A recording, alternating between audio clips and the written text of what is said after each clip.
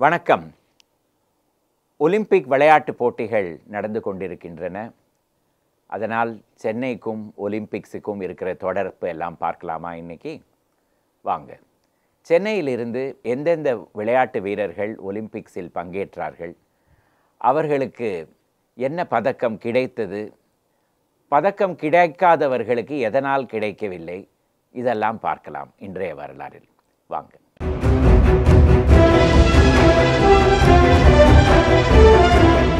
1924 வருடத்திலிருந்து இந்தியாவிலிருந்து ஒலிம்பிக்ஸில் பங்கேற்பதற்காக டீம் சென்று கொண்டே இருந்தது. அப்பொழுதெல்லாம் இந்தியா ஒரு சுதந்திர நாடாக இல்லை. ஆனால் அப்பொழுதிலிருந்தே மெட்ராஸ் என்கிற சென்னைக்கு ஒலிம்பிக்ஸோடு ஒரு பெரிய தொடர்பு இருந்தது. 1920 வருடம் சென்னைக்கு ஒரு அமெரிக்கன் வந்தார். ஹாரி க்ரோ பக் என்பதுதான் அவருடைய பெயர்.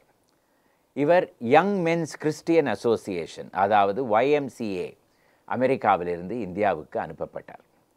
சென்னையில் அதற்கும் முன்கூட்டியே ஒரு சுமார் 25 வருடங்களாக YMCA செயல்பட்டு கொண்டு வந்து கொண்டிருந்தது. அதாவது இப்பொழுது NSC போஸ் ரோடு என்கிற சைனா பஜார் ரோடில் ஒரு பெரிய கட்டிடம், இப்பொழுதும் அந்த கட்டிடம் இருக்கிறது. அந்த கட்டிடத்தில் தான் YMCA செயல்பட்டு கொண்டு வந்திருந்தது. திரு ஹாரி க்ரோ பக் இந்தியாவுக்கு வந்த பிறகு அவர் ஒரு விளையாட்டு வீரர். உடற்பயிற்சி என்பது அவருடைய ஒரு மந்திரம் மாதிரி. அவருக்கு எல்லாருமே உடற்பயிற்சி செய்ய வேண்டும் என்பது அவருடைய கொள்கை.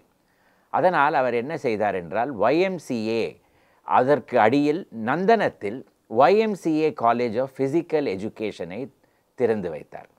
அவரே அந்த காலேஜிற்கு முதல் டைரக்டராகவும் இருந்தார். அந்த இடத்தில் பல அமெரிக்கன் விளையாட்டுகள், உதாரணத்துக்கு பாஸ்கெட் பால் எல்லாம் இந்தியாவில் முதல் முறையாக இங்குதான் அறிமுகமானது.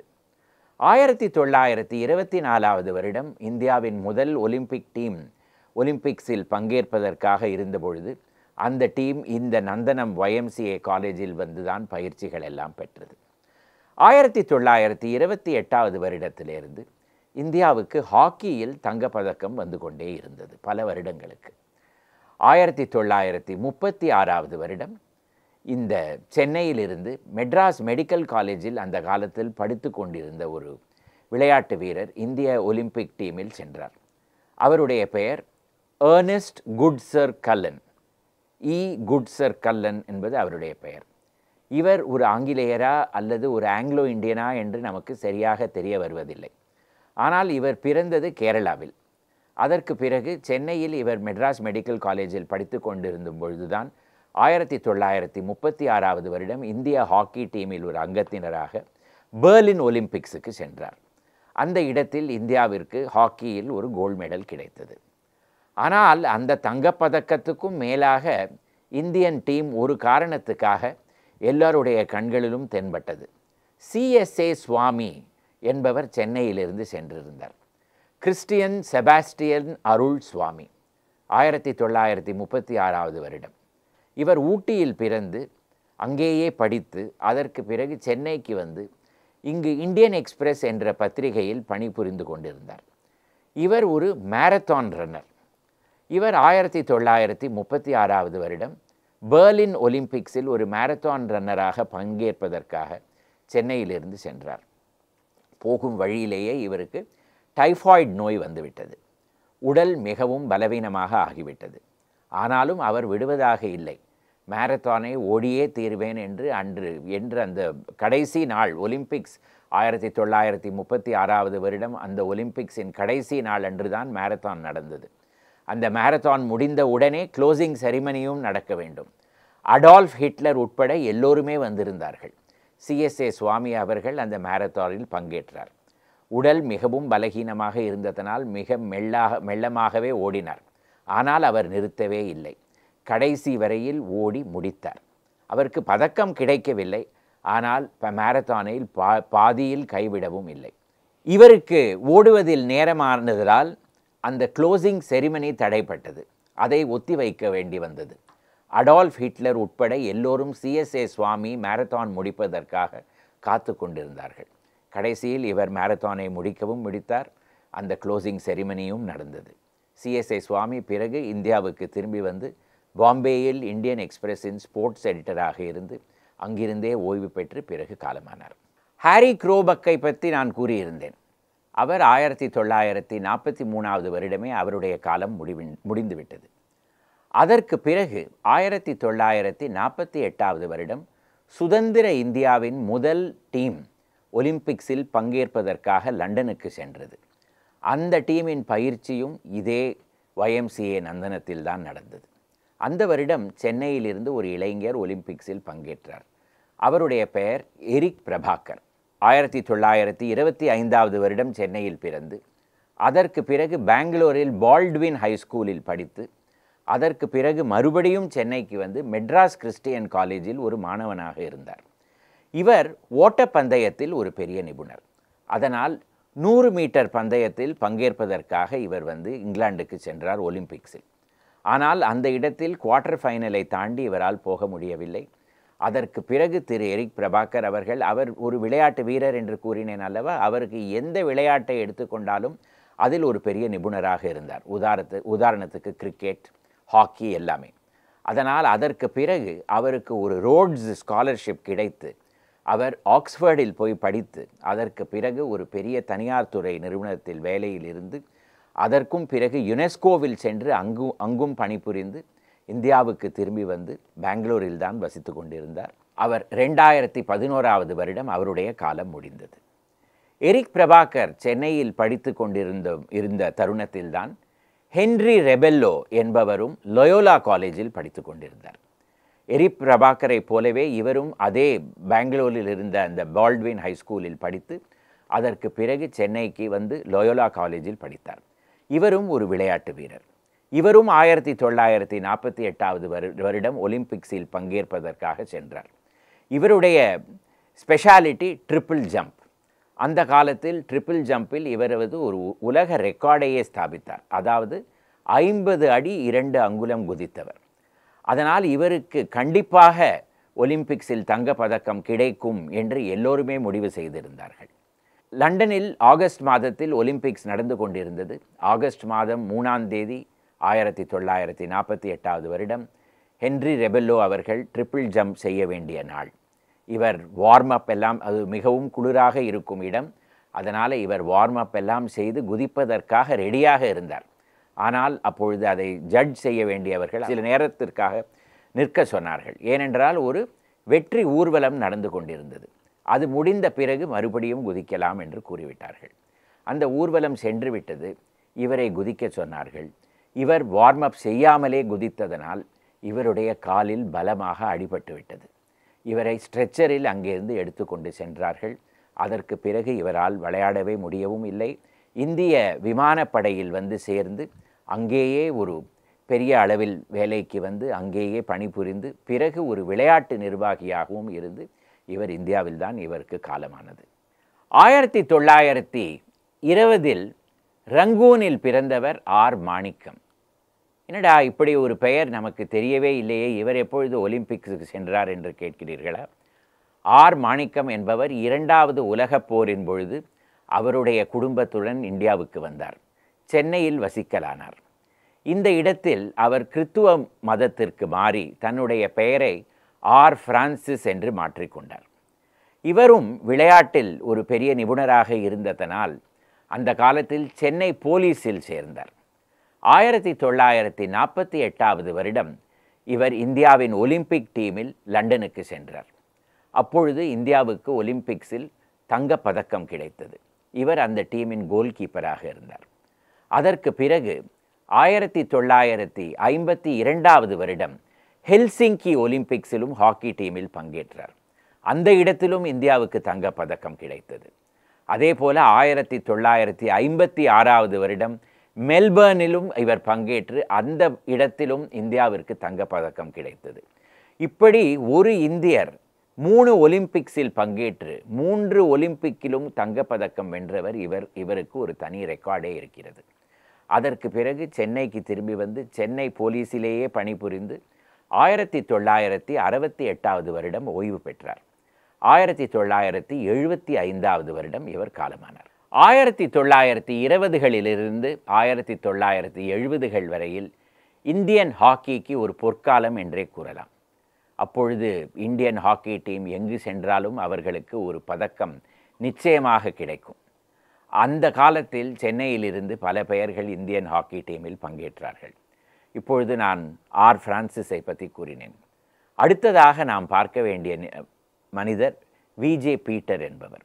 1937வது வருடம் சென்னையில் பிறந்து இங்கேயே படித்து அதற்கு பிறகு சென்னையில் இந்திய இராணுவ பிரிவு Madras engineering group and centre MEG and centre என்கிற இராணுவ பிரிவில் இவர் வேலைக்கு அமர்ந்தார்.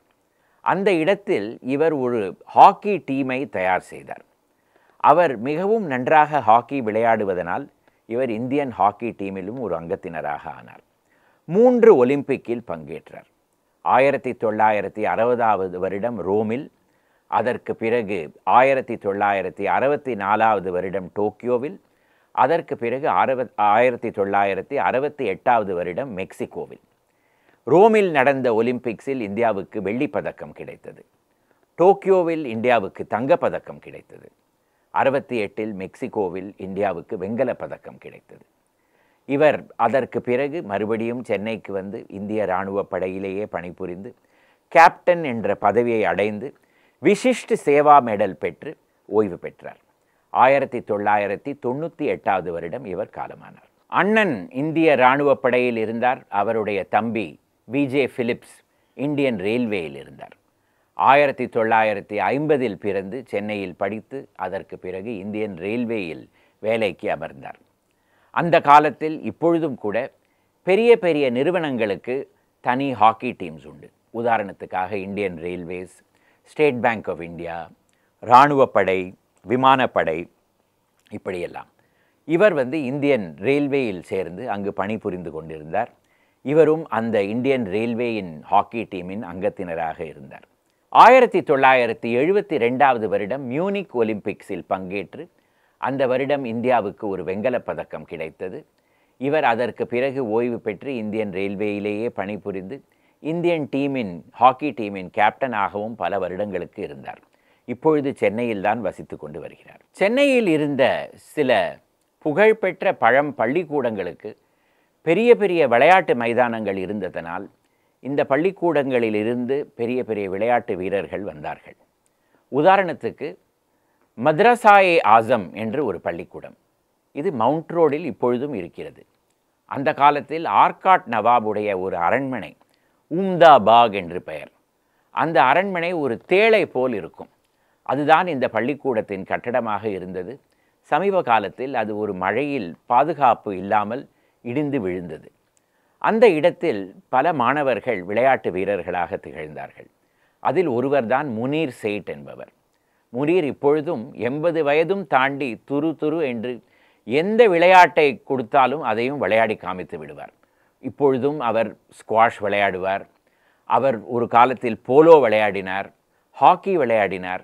எந்த விளையாட்டை தொட்டாலும் அதில் ஒரு பெரிய இடத்துக்கு வந்து விடுவார். அவர் ஸ்டேட் பேங்க் ஆஃப் இந்தியாவில் சேர்ந்து இந்தியன் ஹாக்கி டீமின் ஒரு அங்கத்தினராக இருந்து 1968வது வருடம் மெக்சிகோவில் நடந்த ஒலிம்பிக்ஸில் பார்ட்டிசிபேட் செய்தார். அந்த வருடம் இந்தியாவிற்கு வெண்கலப் பதக்கம் கிடைத்தது. இப்பொழுதும் அவர் திரு முனீர் சேட் அவர்கள் விளையாட்டு அரங்கில் ஒரு பெரிய நிர்வாகியாக இருந்து ஓய்வு பெற்றார். இந்தியாவின் மிக பழமையான hockey trophy MCC Murugappa gold cup என்று பெயர். 1901வது வருடம் ஆரம்பிக்கப்பட்ட ட்ரோஃபி. அதற்கு புத்துணர்ச்சி கொடுத்து ஒரு புது வாழ்வு கொடுத்ததில் திரு முனீர் சேட் அவர்களுக்கும் ஒரு பெரிய பங்கு உண்டு. மத்ரசாயே ஆசமை போலவே வெஸ்லி ஹையர் செகண்டரி ஸ்கூல், இது ராயப்பேட்டாவில் இருக்கிறது. 1818வது வருடம் தொடக்கப்பட்ட ஒரு பள்ளிக்கூடம். 200 வருடங்களுக்கு மேலாகிவிட்டது. இதற்கும் ஒரு பெரிய விளையாட்டு மைதானம். இந்த பள்ளிக்கூடத்திலிருந்து 2 ஹாக்கி வீரர்கள் ஒலிம்பிக்ஸில் பங்கேற்றார்கள். ஒன்று திரு வி பாஸ்கரன் அவர்கள், 1950இல் பிறந்தவர். இவர் 2 ஒலிம்பிக்ஸில் பங்கேற்றார். ஒன்று 1976வது வருடம் மான்ட்ரியல் ஒலிம்பிக்ஸ், மற்றொன்று 1980வது வருடம் மாஸ்கோ ஒலிம்பிக்ஸ். 76வது வருடம் நடந்த மான்ட்ரியல் ஒலிம்பிக்ஸில் இந்தியாவிற்கு ஒரு பதக்கமும் கிடைக்கவில்லை. ஆனால் 1980வது வருடம் இவர் இந்தியன் ஹாக்கி டீமின் கேப்டனாக இருந்தபொழுது தங்கப்பதக்கம் கிடைத்தது. அதே போல இதே பள்ளிக்கூடத்தில் இருந்து வந்தவர்தான் திரு கிருஷ்ணமூர்த்தி பெருமாள் அவர்கள். அவர் 1968வது வருடம் மெக்சிகோ ஒலிம்பிக்ஸிலும் 1972வது வருடம் மியூனிக் ஒலிம்பிக்ஸிலும் ஹாக்கியில் பங்கேற்றார். 2 விளையாட்டிலுமே இந்தியாவிற்கு பிரான்ஸ் மெடல் கிடைத்தது. கடைசியாக நாம் பார்க்க வேண்டிய ஒரு மனிதர் சார்ல்ஸ் கார்னேலியஸ் என்பவர். இவர் தமிழராக இருந்தாலும் பஞ்சாபில் தான் வளர்ந்தார். அங்கேயே போலீஸ் இலாக்காவில் வேலையும் பெற்று அங்கேயே பணியில் இருந்தார். அப்படியே அவர் இந்தியன் ஹாக்கி டீமின் ஒரு அங்கத்தினராக இருந்து 1972வது வருடம் மியூனிக் ஒலிம்பிக்ஸில் பங்கேற்றார். அந்த வருடம் இந்தியாவிற்கு ஒரு வெண்கல பதக்கம் கிடைத்தது. அங்கே பணிபுரிந்த பிறகு இப்பொழுது இவர் சென்னையில் தான் வசித்து கொண்டிருக்கிறார். அமர்நாத் நாகராஜன். இது எல்லாம் இதுவரையில் நான் சொன்னது எல்லாமே முக்கால்வாசி ஹாக்கி விளையாடினவர்கள் தான். ஆனால் இவர் ஒரு பாஸ்கெட் பால் வீரர். தேனியில் பிறந்து அங்கேயே படித்து அதற்கு பிறகு சென்னைக்கு வந்து இவர் பாஸ்கெட் பாலில் தேர்ச்சி பெற்றவர். 1980வது வருடம் Moscow Olympics Indian basketball டீமின் கேப்டனாகவும் இருந்தார். ஆனால் அந்த டீம் அந்த வருடம் படுதோல்வி அடைந்தது. 7 மேட்சிலும் தோல்வி அடைந்து திரும்பி வந்தது. அவர் சென்னையில் பல வருடங்கள் இருந்து அதற்கு பிறகு கோயம்புத்தூருக்கு சென்று இப்பொழுது ஒரு சந்நியாசியாக சுவாமி நதேஷானந்த சரஸ்வதி என்ற பெயரில் அந்த பகுதிகளில் வசித்து கொண்டு வருகிறார். இப்படி ஒரு பெரிய பட்டியலே இருக்கிறது. 1970களுடன் நான் என்னுடைய இந்த பேச்சை நிறுத்தி கொள்கிறேன். ஆனால் 80ற்கு பிறகும் பல மனிதர்கள் சென்னையிலிருந்து ஒலிம்பிக்ஸில் பங்கேற்றிருக்கிறார்கள். அவர்களுடைய பட்டியல் இன்னும் அடுத்த 4 வருடங்கள் கழித்து ஒரு எபிசோடில் நாம் பார்க்கலாம். யாருக்கு தெரியும், இந்த 4 வருடத்தில் அடுத்த ஒலிம்பிக்ஸிலோ இன்னும் நடந்து கொண்டிருக்கும் இந்த ஒலிம்பிக்ஸிலோ சென்னையிலிருந்து யாருக்காவது ஒரு தங்கப்பதக்கமோ வெள்ளிப்பதக்கமோ கிடைக்கலாமே. Let us hope for the best. இந்த எபிசோடு உங்களுக்கு பிடித்திருந்ததுன்னா இதை லைக் செய்யவும், ஷேர் செய்யவும், இந்த சேனலுக்கு சப்ஸ்கிரைப் செய்யவும். இதே போல் அடுத்த வாரம் ஒரு எபிசோடுடன் வருகிறேன். நன்றி, வணக்கம்.